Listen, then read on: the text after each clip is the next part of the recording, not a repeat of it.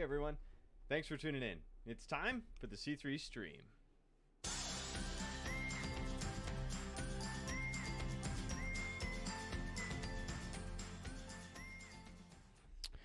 Hello everybody, hey guys, good evening, welcome to the C3 stream. Welcome to Tuesday Night Teaching. Just looking at my notes and stuff. How is everybody doing tonight? You guys doing okay? It is Tuesday night, and I just quick ran upstairs, and there's a big storm moving in tonight. So it's a perfect night to sit back, hunker down, and hang out with me for some Tuesday night teaching. Welcome to Tuesday Night Teaching. I'm Pastor Andrew. Thanks for joining us. Thanks for tuning in to this, I don't know, we call it like a video podcast or something. I'm not sure how to describe it, but it's fun hanging out with you. It's a live stream tonight, and we're wrapping up See Through the Scriptures. So, yeah, tonight is a great night, guys, because it is a chance for us to ask questions if you've got questions. So we can do that. I've got some wrap-up stuff for you to kind of help you grasp and see what this particular curriculum that we've been walking through, just kind of tying it up, if you will, bringing some sense of closure to it. And there were some parts of it at the very end particularly that I really felt like it could have spent a little bit more time on. And so we're just going to dip briefly into some of that stuff as well. So here we go. Let's go for it.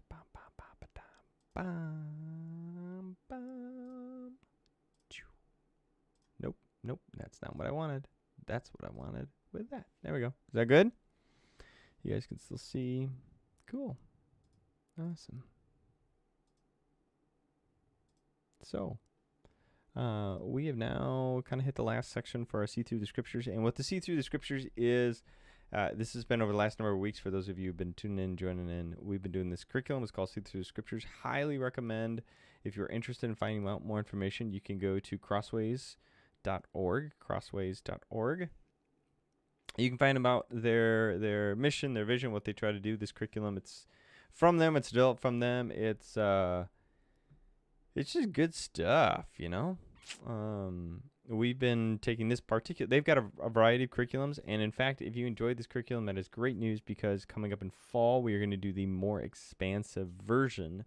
We're going to be doing one called the Divine Drama that is taken from Crossways.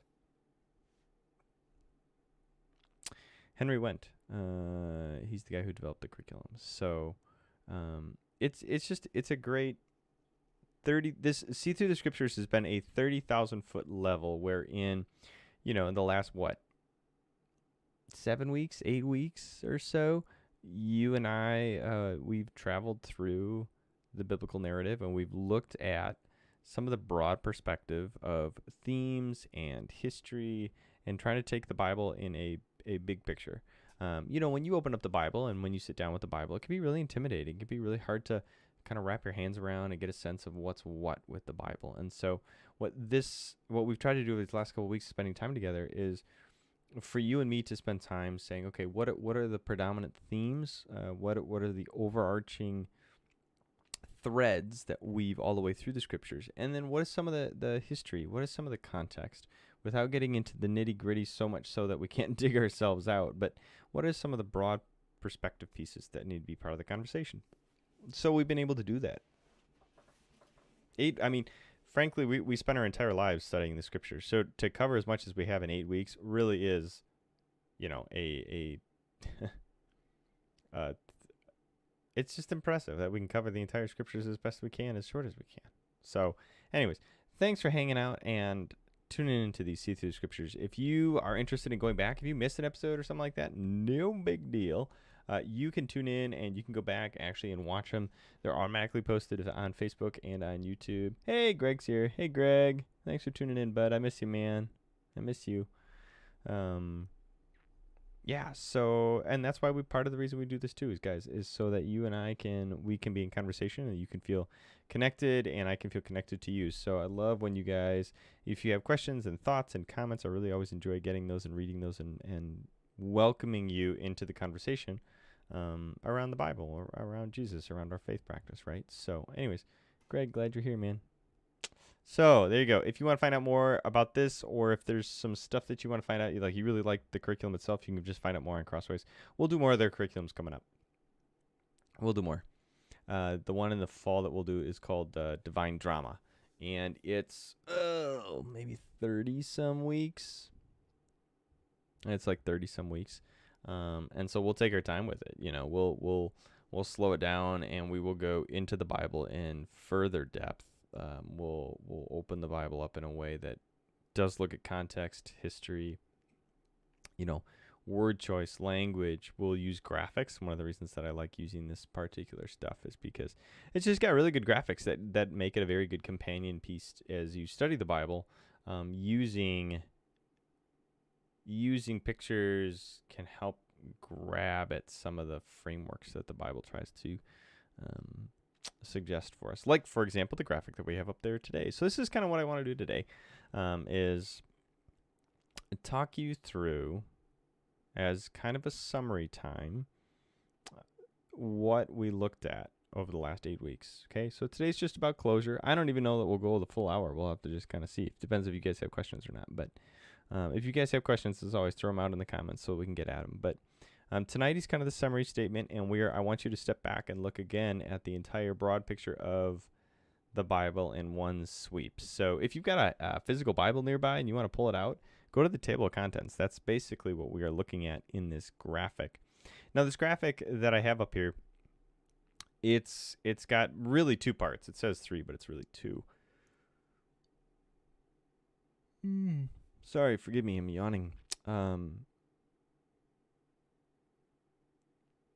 So the first part, if you look about the top, it says Hebrew Scriptures, or the Jewish structure. And you'll notice that the books actually dovetail or double over into the Old Testament, which is that second tier. Do you guys see that? The top tier and the second tier have the same number of books and, in fact, same books. But what they do is they classify them differently. So if you were to sit down with a Jewish brother or sister, if you sit down with our Jewish cousins, if you will, the faith. So the Christian world is deeply connected to the Jewish world, right? Why? Because, well, our Jewish... those within the Jewish faith practice preceded us, that Jesus was Jewish and is the Jewish Messiah.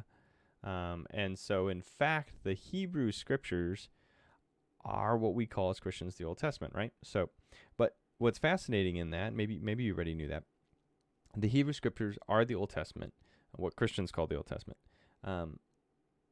And yet, if you were to sit down with what's called a Jewish Bible, it too would have the books in a different order and different classification.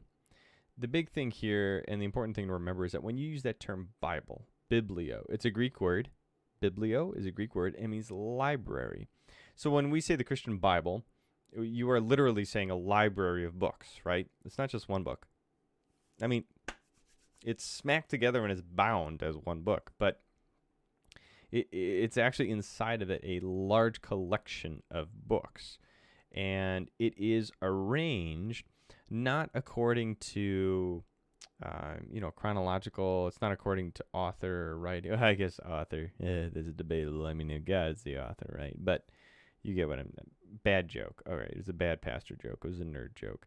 But the idea is that the Hebrew practice, or the Jewish practice, is in their scriptures, in the way that they take the Old Testament, they actually classify and group those books differently than Christians do. And it's really fascinating when you think about it. The big takeaway here, though, ultimately, is the Bible is arranged by genre. And so that's why when you open your Bible up, it can be very confusing. And like, you're reading one thing, and all of a sudden it's like, what am I reading this? And I was reading that. And the Jewish Bible is sometimes referred to as a Tanakh, T-A-N-A-K, Tanakh. And that has to do with how they, what's it called when, acrostic? Yeah, it's an acrostic. Tanakh is an acrostic if you write Tanakh out. It's an acrostic for Torah, Nevi'im, and Ketuvim.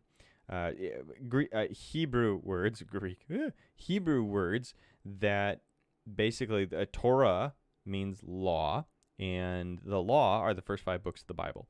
Genesis, Exodus, Leviticus, Numbers, Deuteronomy. That is considered the law. That is the Mosaic law that, according to the Bible, Moses was heavily invested and involved in shaping and articulating those first 5 books of the Bible. Genesis, Exodus, Leviticus, Numbers, Deuteronomy, Torah, the law. And then for the Hebrew scriptures, they clump a whole ton into the category of prophets, okay? And so they have former prophets and latter prophets. And so some of the pieces that we would describe as historical pieces, a good example would be Judges, okay? So like when you read the book of Judges, it is most certainly like a historical account. Like that's how it's written. It's written as a... it's not biography. It's written as a historical account. I don't know how to describe it. But one of the distinguishers is that in the Hebrew perspective and theological framework, those judges are all prophets. I mean, they're speaking God's word, and they are speaking as messengers and representatives of God. So it makes sense. No different with like David. David is most certainly considered a prophet. As much as he is considered a king. Okay, same idea. And so for the Hebrew scriptures, a whole ton of books are considered in that prophetic category. And then if it's not prophetic, it's considered just the writings, which is everything else. Okay, so you've got Torah, you've got the prophets, and then you've got everything else. And that's in the Hebrew structure. Again, trying to lay out the scriptures in a way that is helpful and useful, but in a way that sometimes can be confusing, because when we normally pick up a book, we just start in the beginning and we end at the end, right? You just read it right through.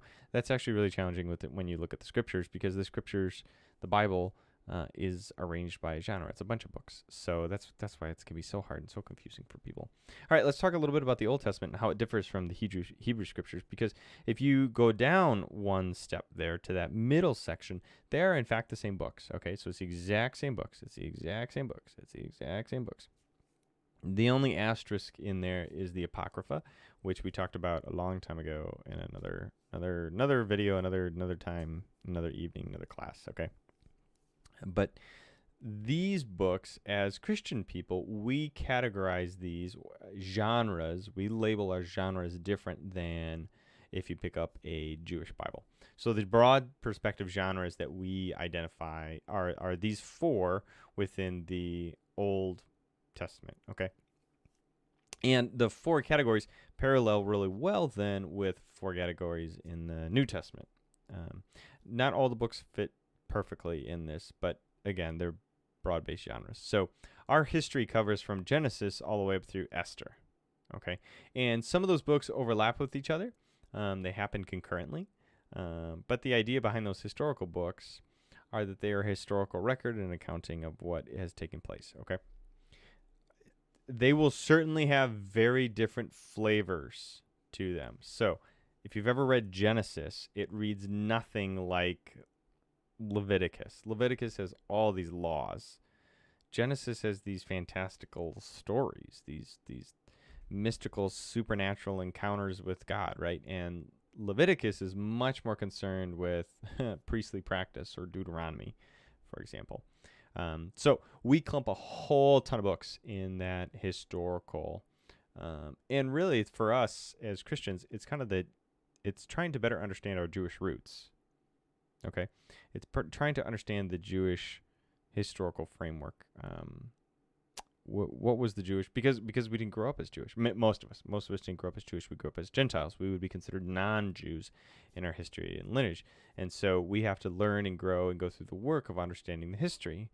This would be true when they were forming the Christian canon. They have to understand if you were a Gentile in 200, 300 AD, after Christ has life, death, resurrection of Christ, and you became a Christian, you actually have to go through the work now of discovering not only the reality of Christ in your life, but also what Christ brings, which is a Jewish lineage and Jewish tradition heritage, right? So a Gentile embraces the Christian calling, but in doing so also embraces the Jewish heritage that comes with Christ. So learning that history is incredibly important from a Christian perspective. Okay, we've got poetry. We didn't really spend much time actually in this series covering a lot about poetry. Okay, poetry. We generally clump Job in there, Psalms, Proverbs, Ecclesiastes, and Song of Solomon. You have probably heard of the Psalms before. Psalms is written by a bunch of different people, most notably King David wrote a bunch of the Psalms. But Psalms is one of the big books in the Bible. If you just open up your Bible randomly in the middle, good chance that you're going to land on a Psalm. Psalms is a big book, beautiful. There's a psalm for every situation in life, I guarantee you. There's a way in which the Psalms are, man, they're like, if there's one book, will I go that far? Yeah, I'll go that far. If there's a book that you probably should be reading, that we all should be reading more consistently than any other book, it's probably Psalms. The reason that I will make that bold and rash statement, very open-handedly and very gently held, but the Psalms both capture and give voice to the sorrows and troubles of the day, while also bringing hope. And really, as Christians, when we read the Psalms, we can hear the voice of Jesus in the Psalms exponentially. In fact, when Jesus hangs on the cross, he quotes the Psalms. Over and over again, we can actually see how Jesus was working and speaking through the writers of the Psalms to articulate things that he himself would have to deal with. And you can just see and hear Jesus expressing himself through the book of Psalms. And so Psalms is this amazing thing that ties us both into the past of Jewish history. It ties us into the voice of Jesus, and also ties into our own personal lives in pretty profound ways. So Psalms is a psalm a day. That's a good thing.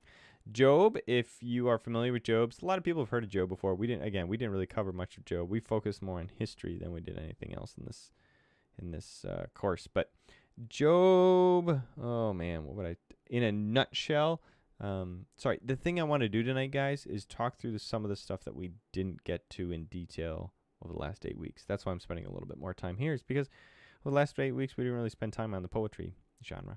So Job is written probably, they think, during the Babylonian exile, which we did talk about because that's very historical. The Babylonian exile we learn a lot about from the prophets.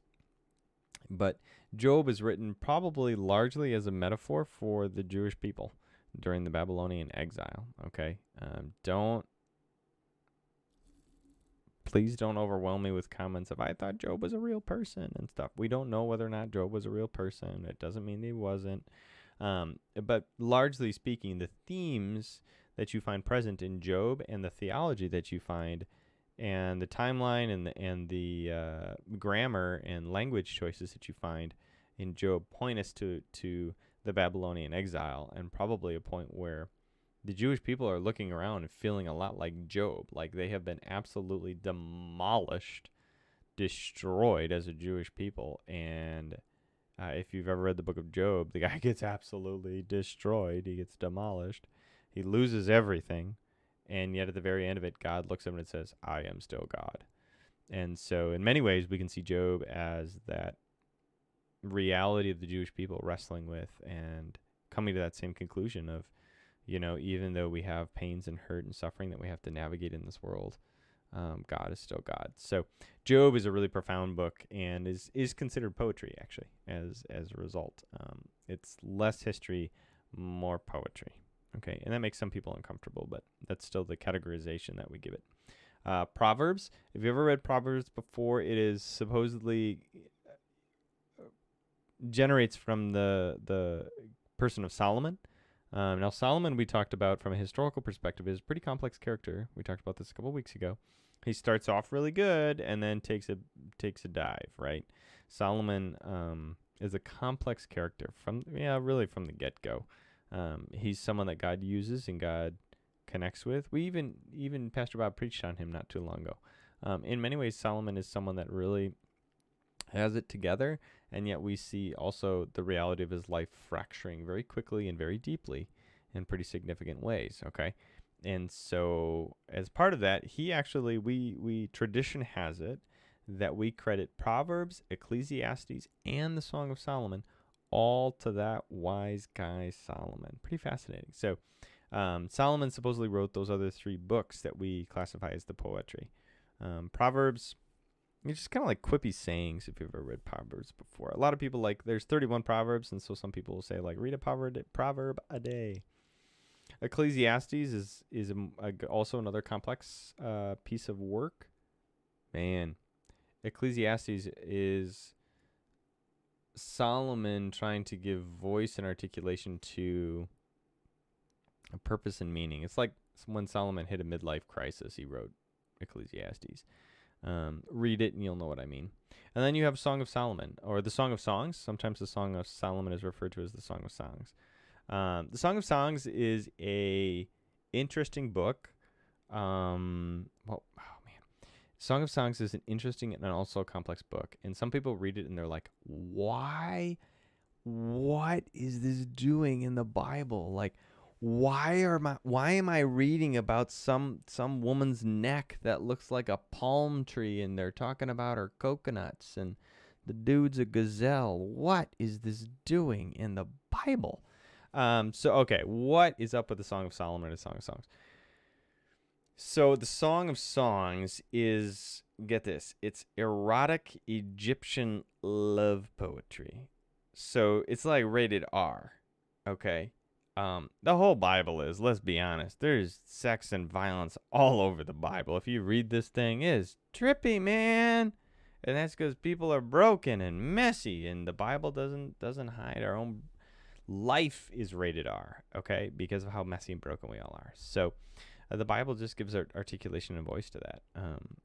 It shows our need for Jesus as a result, right? So the Song of Solomon is actually beautiful. It is most certainly erotic. It is most certainly, it can help marriages. There's some great Christian resources out there that help expound upon the ways in which love and intimacy can be explored, found, and interpreted in the Song of Solomon. But why is the Song of Solomon even, what is the Egyptian love poetry doing in the scriptures? It's really fascinating. There was a famous rabbi. Which one was it? Can't remember. One of the most famous rabbis. Which one? Oh, shoot. I don't want to say the wrong one. But the story goes that this rabbi was challenged by his students to say, what book of all the Bible, what book is the most important book of the Bible? If you had no other book to study the rest of your days, dear rabbi, which book would you read? And which book would you study? And the famous rabbi said, without question, without hesitation, of course, it is the Song of Solomon. And everyone's like, what? What? What? Why'd you choose that one? That's kind of freaky deaky. All right, cool. And the answer is actually pretty profound. And that is to say and this is why the book's in the Bible. There is no better book to show the passionate, all-consuming love that God holds for his people. In the Christian literature and in the Christian writing specifically, they refer to the church as the bride of Christ. In the Old Testament, Israel, or the Hebrew nation, is regularly referred to as God's bride or God's wife. And so the Song of Solomon tries to give voice to the passionate, overwhelming, all-consuming desire, hopes, and joy that can be found between God and his people. And the parallel, the image that book picks up on is between two lovers. Two lovers. So that's why that book's in there. Some people read that and they're just totally floored. Like, what is this book doing in the Bible? And why are they talking about our coconuts? It's pretty explicit stuff. But so if you're married and you want to breathe some passion and love into your life, read that one with your spouse. It's a good plan.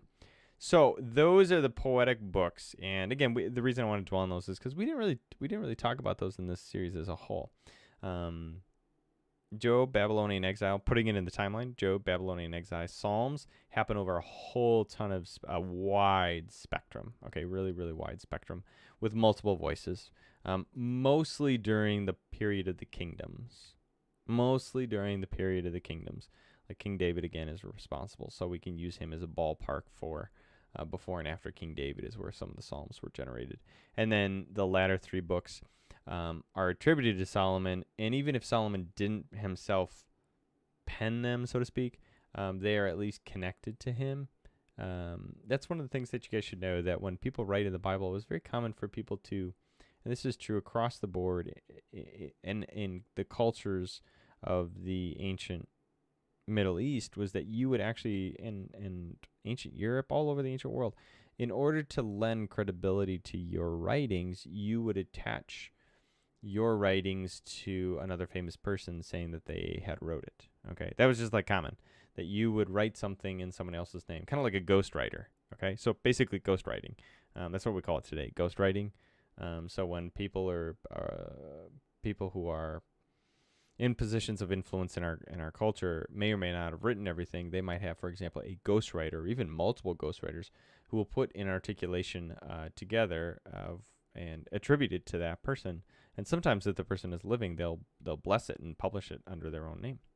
The same kind of concept, okay? So it is, tradition has it, Solomon wrote it. Even if he didn't write it, it is in his spirit and in his, attached to him with blessing, so to speak. So that's the poetry, okay? And then we did cover the major prophets and the minor prophets. We covered them by virtue of our discussion around the kings. First and Second Kings, when we saw the deterioration into civil war and eventually what arrived at the Babylonian exile, those prophets occur during that time. The minor prophets, most of them occur. Yeah, see, you were wondering, huh? You're like, why is that book in there? I got you. Yeah, why is it? Thank you for explaining the Song of Songs in the Bible. You bet. It's super confusing, I know. But it's actually a very rich and enriching book. You just no one ever bothered to tell you why that thing is in there. So the minor prophets kind of land all over the map. I got something I can show you guys in a moment. Just a timeline for, because these even overlap. The minor prophets happen concurrently in some cases, where they happen concurrent with each other and with some of the historical books. Again, this is, hey Jeff, what's up, man? How you doing, buddy? Hope you're doing good, dude. Thanks for tuning in tonight, Jeff. But hopefully you can begin to see why why it's really important to write these things in genre and clump them in genre as opposed to chronological, because the Bible is not, you can't do it chronological. Any Game of Thrones fans out there?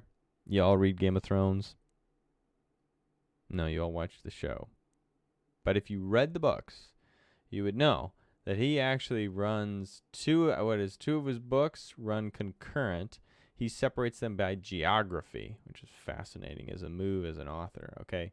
This is not a support or a blessing of the Game of Thrones. It is merely a recognition of author's privilege, we'll say. So he separates two of his books that run concurrently by geography.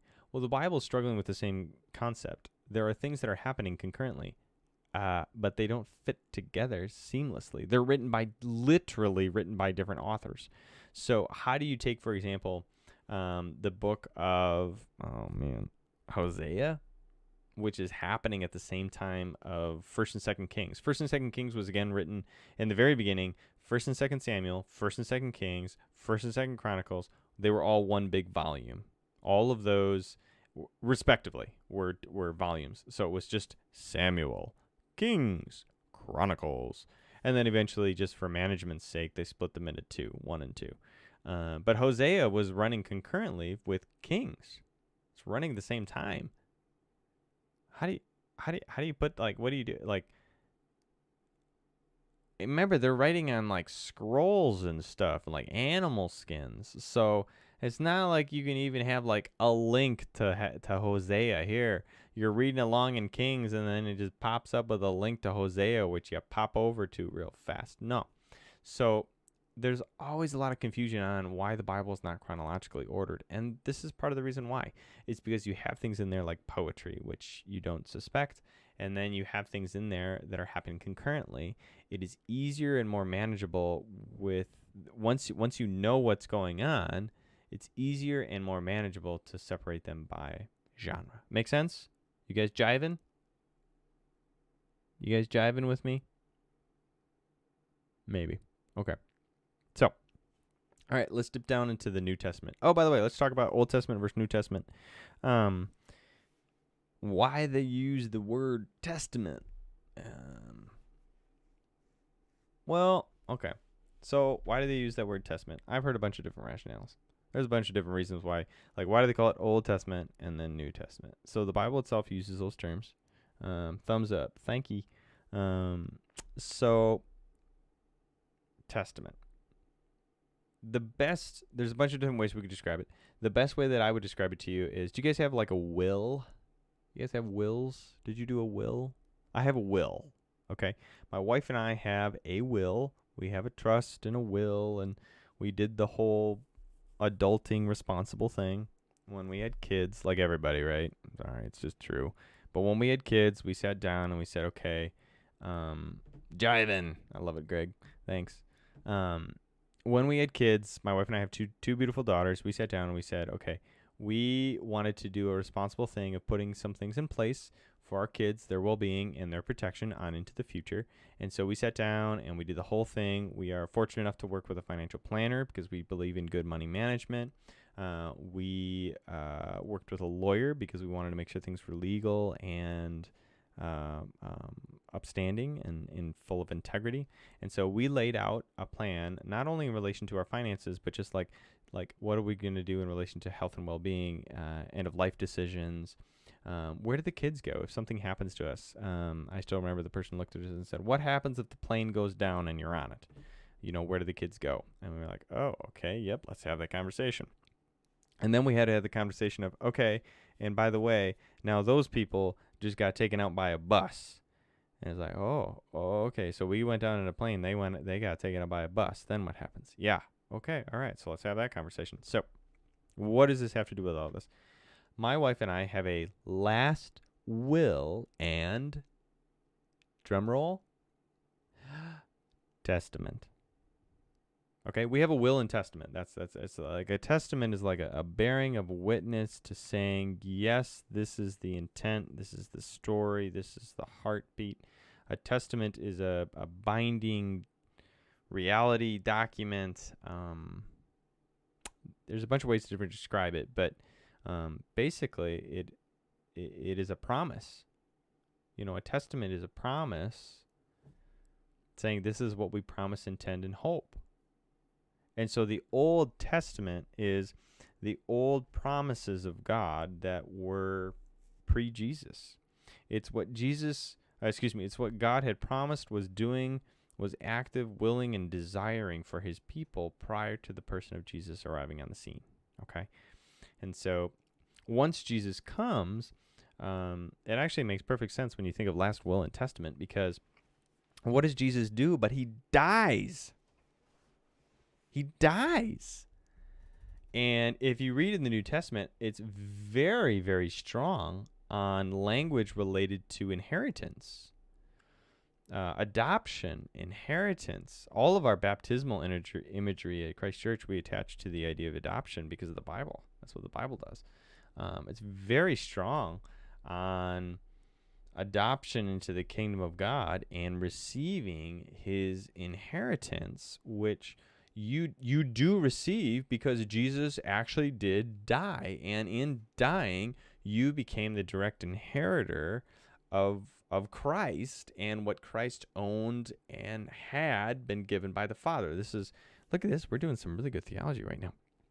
This is our sanctification. This is our salvation.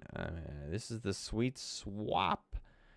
This is, basically, Jesus' last will and testament was that you would receive all that is his. And when he dies, you receive all that is his. And then the joy is that Jesus didn't stay dead, even so. But even though he doesn't stay dead, he comes back to life. You still get everything that he promised to give you upon his death. And so you, because of Jesus' last will and testament, receive now all that Christ has won for you. And so this testament, the New Testament, is God's promises, plans, purposes, as laid out in a binding legal document, if you will, for you and your well-being. That for me, that's the most helpful framework for understanding, like, why do we have these two pieces and these two parts that we refer to as the Old Testament and the New Testament?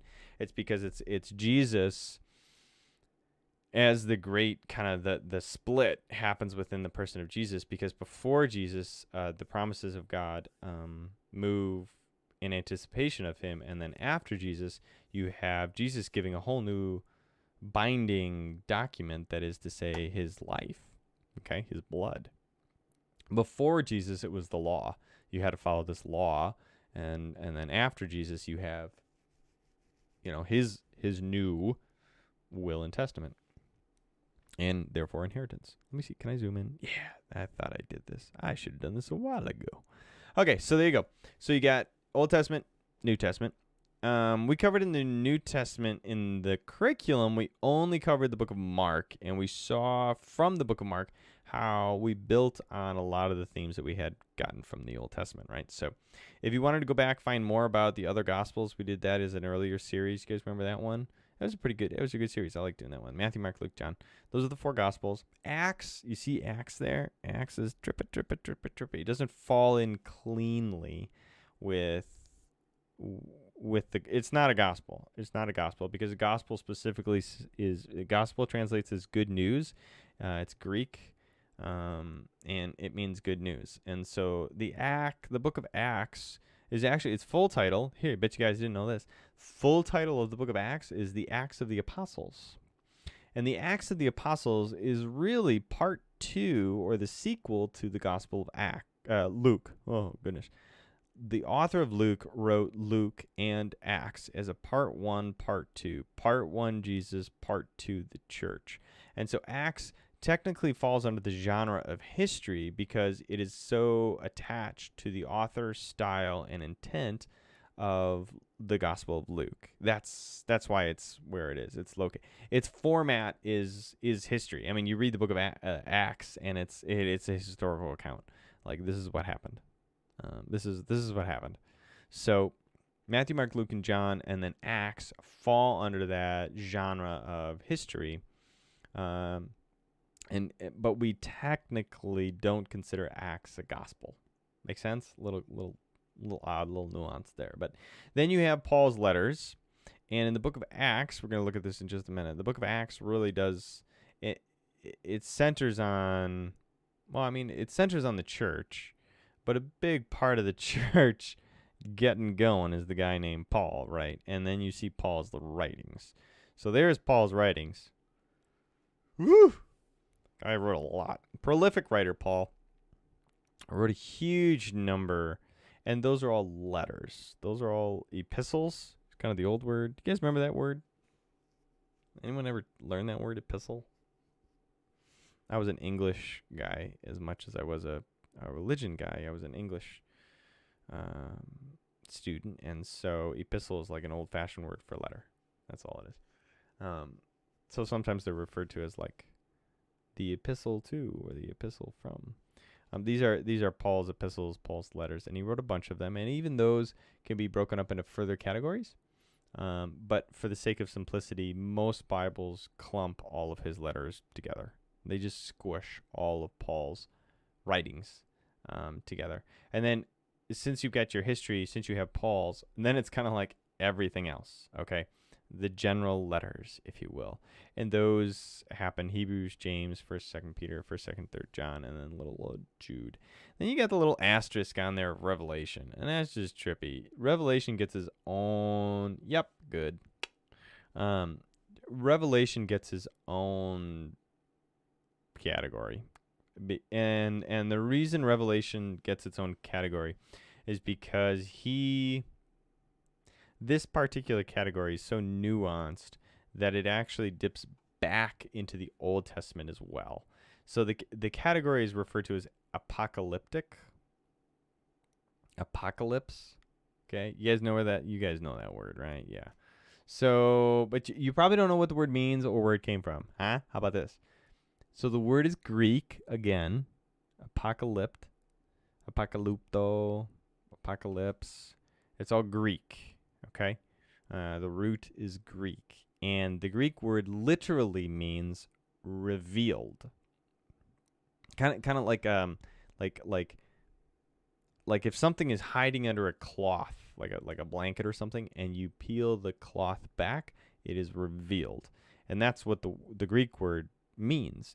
That's the image that you would get is something is hiding, and something gets revealed when it gets peeled back. So the idea here is that the future is peeled back and revealed.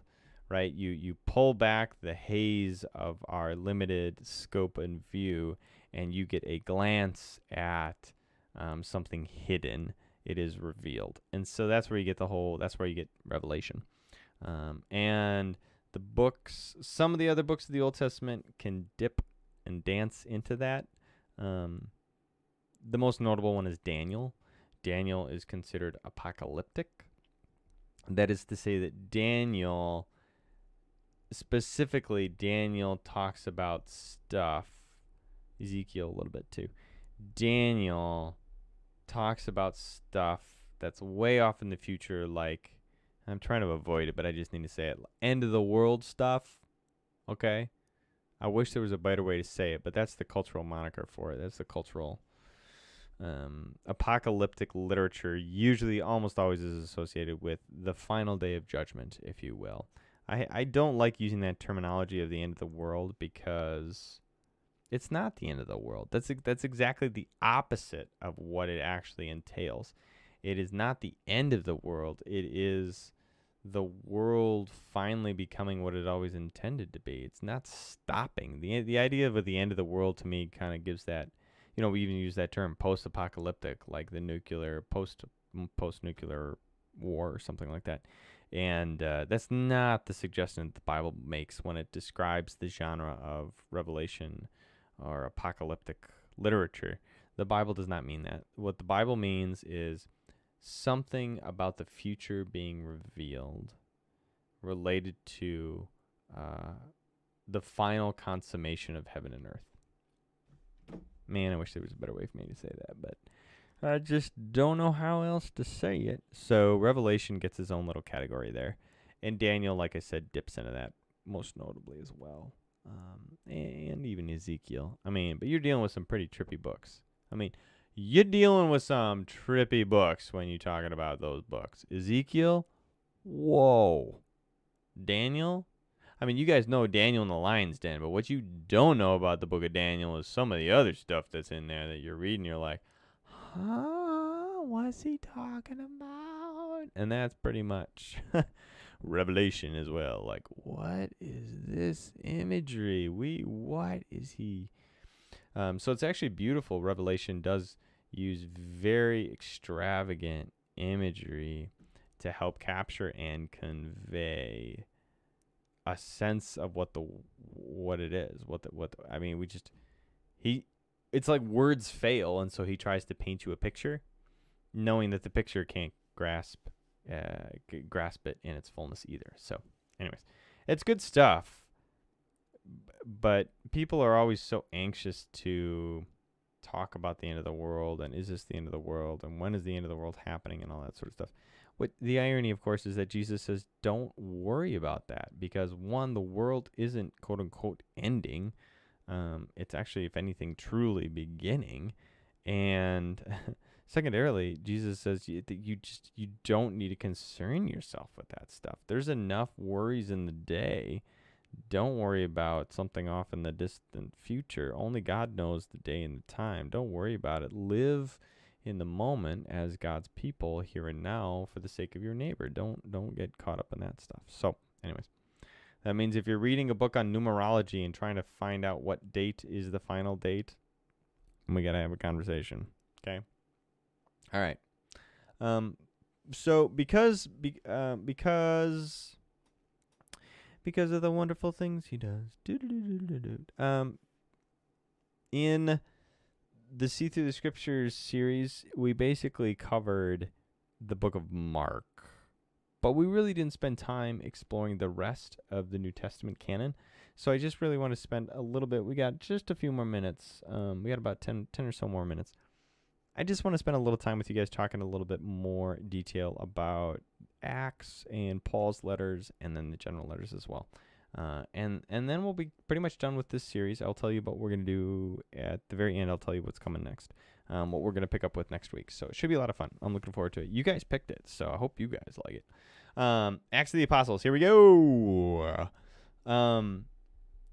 We already mentioned that it's written by the same author as Luke, and so because of that, you need to know that its flavor profile and its value sets are going to be consistent with that author and with that gospel. Okay, so its theology is built around the same precedent, and really the Acts of the Apostle has to do with the Christian movement getting underway. It has to do with the birthing of the church and the spreading of the Christian faith, and its most notable character that it picks up. Chapter 9? 8? 9? What is it, guys? I forget. I think it's 9. I could be wrong, but I think it's 9 where he has his conversion. Paul converts in 9, and then he becomes kind of the centerpiece of the book of Acts. And you really get to know his character, his thoughts. You get to know a lot about Paul from the book of Acts. And it's important to get to know about Paul because of what we're going to see in just a minute. So here's a general outline that I liked. I grabbed it from Harper's Bible. I like Harper's Bible stuff. I think that Harper's has good content. So the outline that I like, though, is that there's a really brief prologue in Acts that basically says we're picking up where we left off. And then you dive into Christianity as it gets started within the context of just Jerusalem. So just right after Jesus' life, death, resurrection, like what happens next? Like literally, he's crucified and risen in Jerusalem area. What happens next? They all be chilling in, the upper room, and God shows up by the power of the Holy Spirit. We have Pentecost. So what happens with Pentecost and thereafter? And then it spreads from there, right? It goes out. Judea is a geographic area, region. We talked about that on some maps. I think 2 weeks ago we looked at the region of the area of Judea, or Judea. And Judea is the Roman name for the province. It's the Roman governance province, if you will. So it goes from Jerusalem out into the regional area of Judea and Samaria. Samaria is to the north. You can go all the way back to the story that we tracked with the Kings about Samaria being the northern capital. Yep. And so Christianity begins to spread north. It spreads north and south. That's what it does. It spreads north, it spreads south. And then Paul takes it west. Holy cow, I'm yawning like crazy, guys. Isn't yawning a sign of like you're not getting enough oxygen? Isn't that what it means? Cause and that's why we associate it with being tired. Is because like you're getting sleepy, you're not getting enough oxygen. The girl's been up a lot. 2-year molars. You guys know what 2-year molars are? I do now. Oh man. Anyways, sidebar. I'm not drinking my coffee. That's what it is. I noticed with 2 minutes to go before I was on that I didn't have my coffee, and I was like, oh no. This is what happens when you have little kids. It's like 9 o'clock and you're ready for bed. Sorry. True statements. Okay, getting back at it. Paul takes it west. He's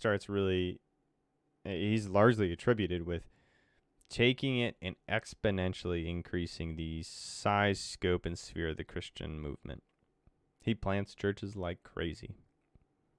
And that's what you get in the book of Acts. You get to learn about those missionary trips and what he did, what he didn't do, his connections to, more caffeine. I know, Greg, seriously.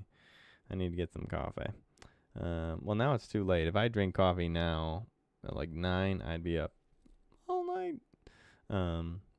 So Paul takes it west, and in taking it west, we get to learn his story, and eventually we find him ending up in Rome, where he is eventually executed. That's where Paul is executed, and Peter and Paul. Tradition has both of them being executed. Paul is beheaded. Yeah, Paul. I know, right? He's a stud.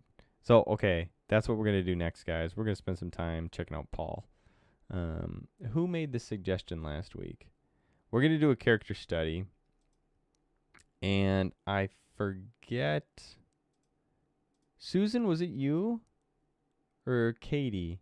Katie Matson. Is she on tonight? I don't know if Katie's on tonight. Katie, are you there? I don't know if you're there or not, but we're going to pick up your suggestion because I think it was a good one. We're going to do a character study of Paul because he's a fascinating character. So that's what we're going to do next. And this is part of the reason why is because look at how many letters the guy wrote. Look at how much he contributed to the canon. I mean, the guy wrote Romans, 1st and 2nd Corinthians.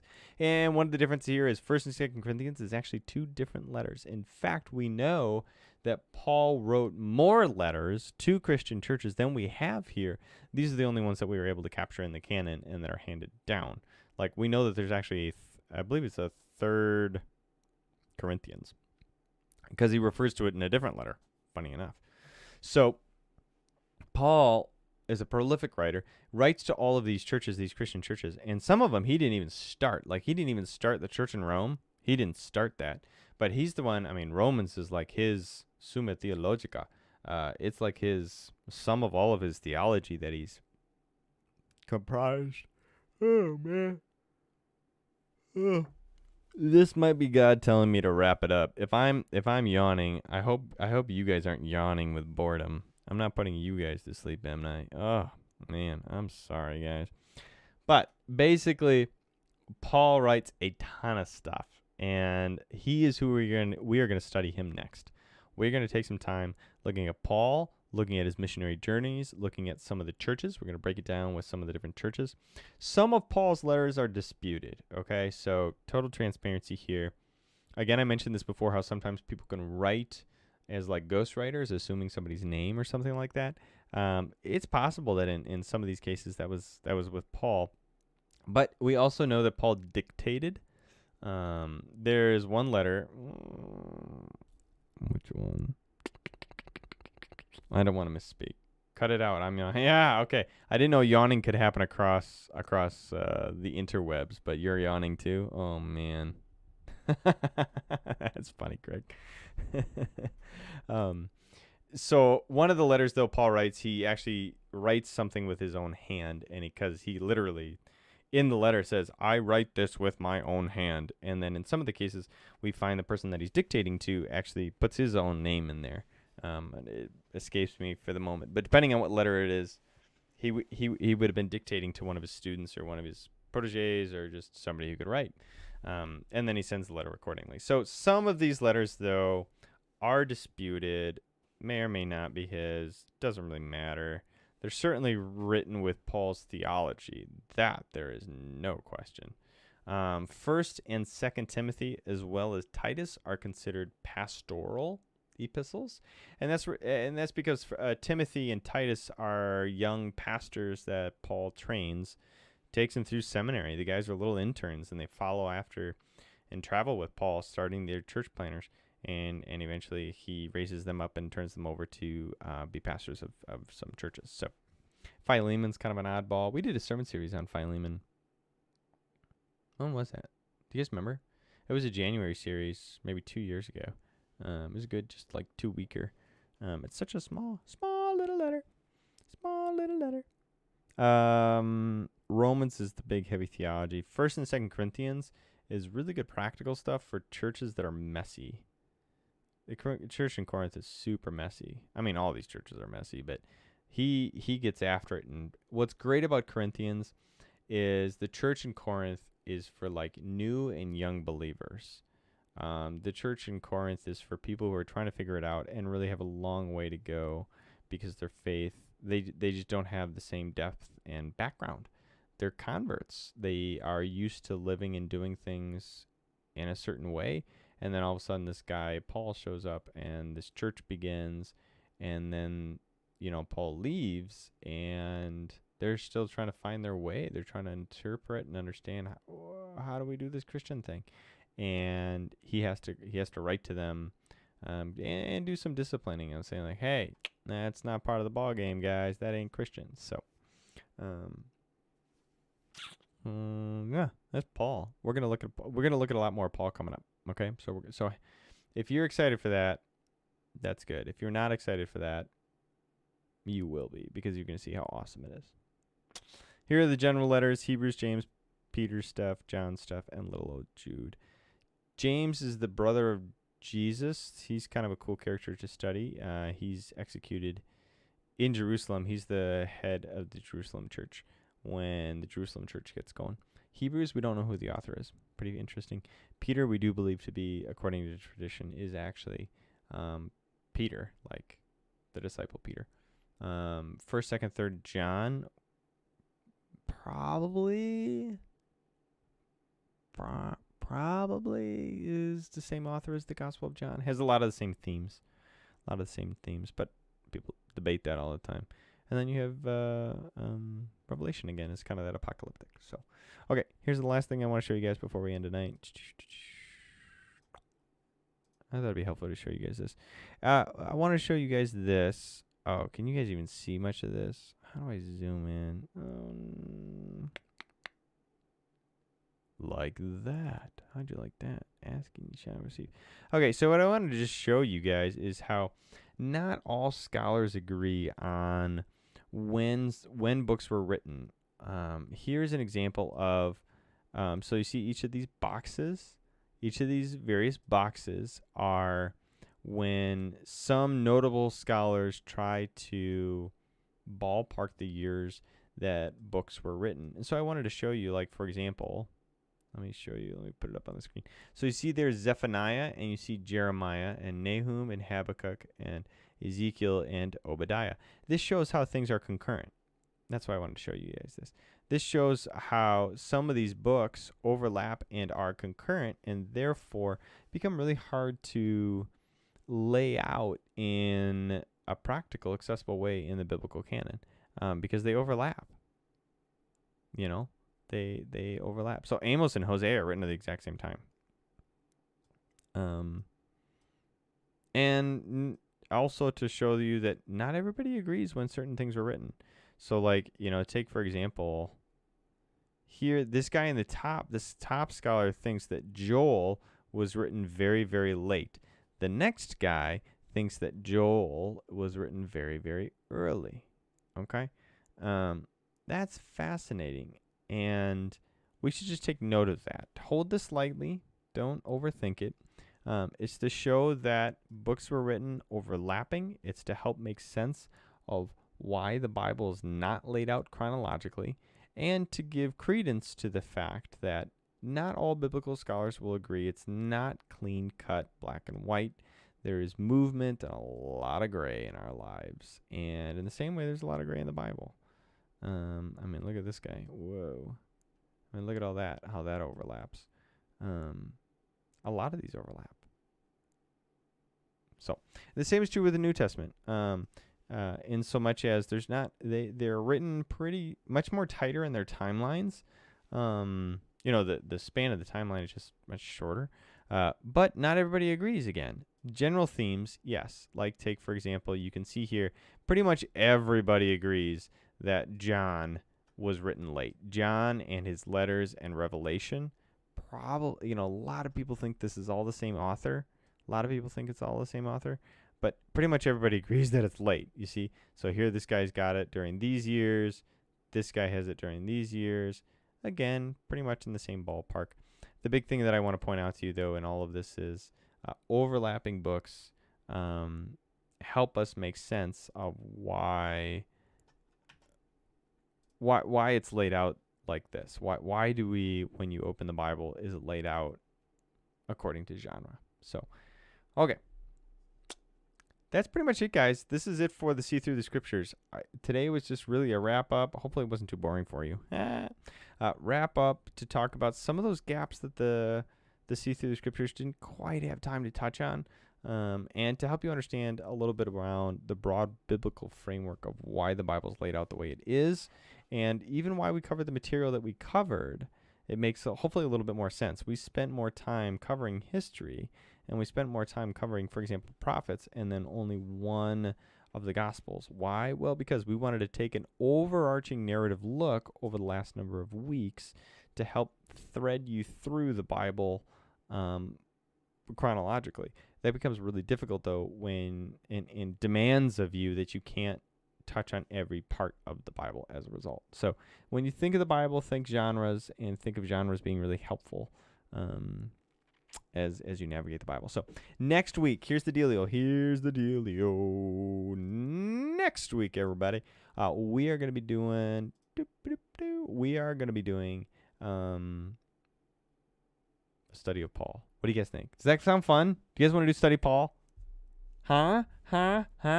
What do you think? Study of Paul. I think that was a great suggestion. You guys had asked specifically for a character study. I said, do you want to do a book of the Bible or a character study? And you guys all came back saying character study. Character studies are really great. What is a character study? Character studies when we take our time with one particular person who is either an author or a character within the context of the scriptural narrative. Like, we talk about King David as an example. He's constantly talked about as a simple example, but like you focus in on one life and one particular person, and you begin to see how interconnected that one person or that one life can be across a multitude of scriptural examples.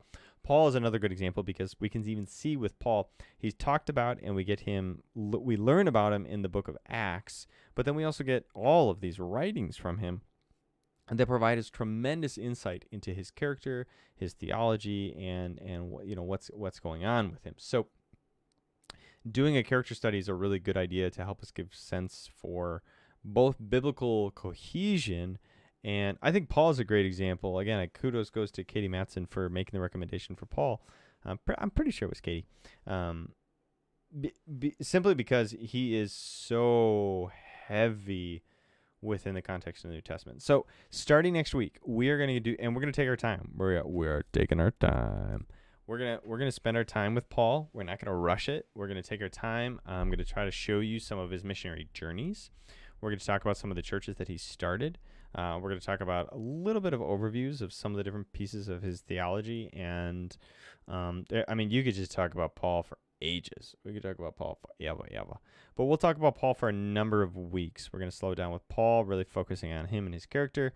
And then come fall, I keep prepping you guys. I keep telling you about it because I hope you're excited. And I hope if you think this has been helpful for you, you'll tag someone. You'll invite somebody. Part of the cool thing with this, guys, is that, man, if there's somebody out there who could benefit from them, from this time that we spend together, that like you and me, we're hanging out right now. If you think somebody else could benefit from this, tag them in the comments. Send this to them in a link. Do something so you can get this content into their hands in a way that is encouraging and can help edify them in their Christian walk. So, so that's what we'll do starting next week. We will start looking at the character of Paul, thinking about him and his. He's fascinating, guys. I actually read a book not that long ago about Paul, and so it'll be great to revisit already some of the things that I myself learned about Paul because he's so good. So, as always, guys, bunch of stuff going on online. Check it out. Go to the website. We got services coming up at the end of the week on Sunday. Pray for me. I am preaching this coming Sunday. We keep traveling through ancient prayers. I'll be writing a sermon tomorrow. So if you think of me tomorrow, do me a favor and throw up a prayer asking if God's good word would be shared and experienced by all. So we are going to be on site as well as online this coming Sunday, and so you can join us either on site or online. We'd love to worship with you 8 o'clock, 9 o'clock, and 10:30 this coming Sunday. As always, you can join me at 7:30 a.m. for Thursday morning meditation. For those of you who tune in to that, you already know, but for those who don't, it's a great time, guys, to start your morning, start it in a great, grounded, healthy, good way. We pray together, we read scripture together, and then we do some shout outs and affirmations of God's work in this world and in our lives. So you can join me again, 7:30 a.m., same place, same channels. So if you're interested, and as you can always watch that later on too if you like it. That's super cool. So yeah, thanks for tuning in. Thanks, Pamela. Thanks, Linda. Thanks, Susan. Thanks, John. Thanks, Greg. Thanks, Jeff. Thanks, guys. If I missed you, I'm sorry. I just didn't see you in the comments. That's all. Thanks for tuning in, guys. Thanks for always being you and for being awesome and being a part of the conversation. And hopefully this was edifying, encouraging. And yes, Susan, I do hope to have a good, peaceful, restful night. I will ask for your prayers. I continue to heal, continue to do okay. There's been a couple things that have kind of popped up a little bit lately. As part of the reason I think I'm a little fatigued today. Is we've had some of the some reoccurrence come back up, but praying that God heal me quickly on that regard. So thanks for who you guys are and walking with me in that too. Thanks for your prayers as always. So thanks so much for being here tonight. We'll see you guys soon. Take care. God bless. Thanks for being on the C3 stream, talking Christ and Christ Church as always, guys. Thanks so much. We'll see you Thursday morning.